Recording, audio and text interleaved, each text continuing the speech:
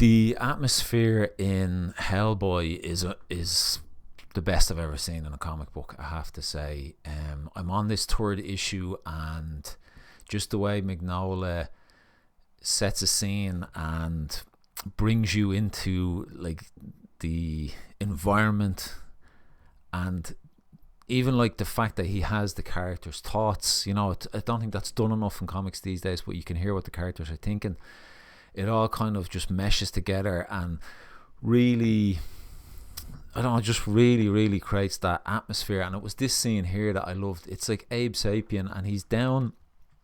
He's kind of exploring the bottom of this Cavendish house, which is like a mansion built on a lake, and it's kind of slowly sinking into the ground. But this here, like where you've got a panel here, just because down deep in underground here, there's all these religious statues and stuff littered around the place, and the Mignola just kind of throws in the odd one here and there, and you see Abe is coming through this it's like a busted down like fence, but what he says is he's like, this place is dead, but it is not a quiet place. The unmistakable impression is that something has been rooting around in the remains. And like, this is what I love here, like, you can like look, you can see some skeletons, even like the statue here with the tear, and then you've got a shot of Abe's face, some frogs, like like a quote from one of the gravestones, and then this here, like, this is so cool. Like, and essentially in the other issues, the woman who owned this house, her sons had gone missing on this exploration, but like they were turned into these weird kind of frog creatures. But even though they've kind of lost their humanity, the mother is now dead. You can see they're all kind of huddled around the mother in the water here, and what I like, sometimes you feel like they're leading up to a fight, but all that happens is he just watches as they're cradling the mother, and they kind of look back, and he's saying like, what sort of life is this?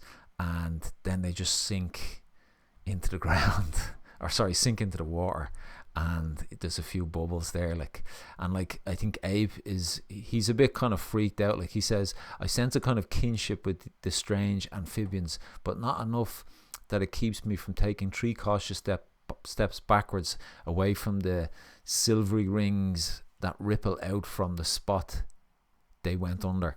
So I don't know, I think the dialogue is really cool, like, the way you can listen to his thoughts, and I don't know, like, it makes me think more about should I add stuff like that into my own books.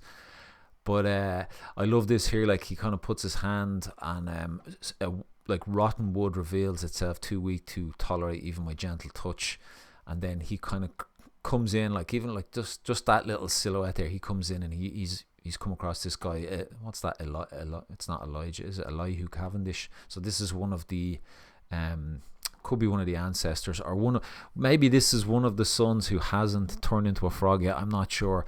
But Mignola, I've looked at his art for years. I've never really read any of his books. Like, actually, what's really nice about the end to this, sorry, that's just looking at the full page, like, you go from that then just to Hellboy, like, fighting this, it's almost like the super frog creature, and like, it's an incredible fight scene. And what's really cool about it is like Hellboy loses, like, he's kind of just like, he can't defeat this guy, and he just ends up in a puddle here, like, there's a lot of battling. Like, the art is phenomenal, like, even the design of that creature, like, look, it's thrown him all over the place, and he ends up just slumped in the water, like, really cool.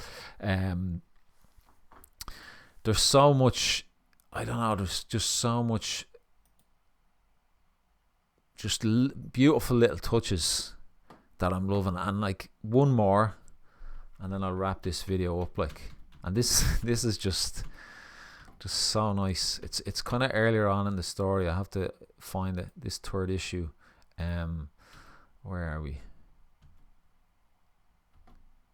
It's when he comes across Rasputin, and yeah, Rasputin's kind of giving him this choice, join me, and Hellboy is just like, I really thought that was cool. He's like, gets stuffed, shoots him in the head, but it doesn't take him out. Like, and then when he turns, he fire. It's like he fires some kind of psychic blast at Hellboy, because you can hear Hellboy's thoughts, and he says, it doesn't utter so much as a squeak, but the air rings like some great frozen bell, and I feel for all the world like somebody just swatted me with a submarine. And then this is the bit I love here, like, or it's a few panels on, I'll just go through this. I hit hard enough to knock the wind out of even me. So then Rasputin says a few things, Hellboy's thinking more, but this is what I loved here. By rights, anyone, where is it?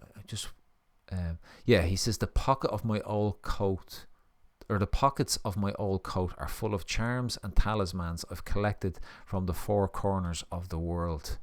By right, any one of these should have protected me from just about anything, but either he's neutralized all of them somehow, or worse, he's just too damn powerful for them to work against him. So like, that's like a hidden detail about Hellboy, that that big trench coat that he's got, it's like full of all these kind of like little oddities, and like he says, talismans and stuff to protect him, but like the power of Rasputin just kind of seemed to nullify all of them. Like, so all these kind of atmosphere, history, it just all ties together beautifully, and it's fucking top drawer stuff. Like, lovely.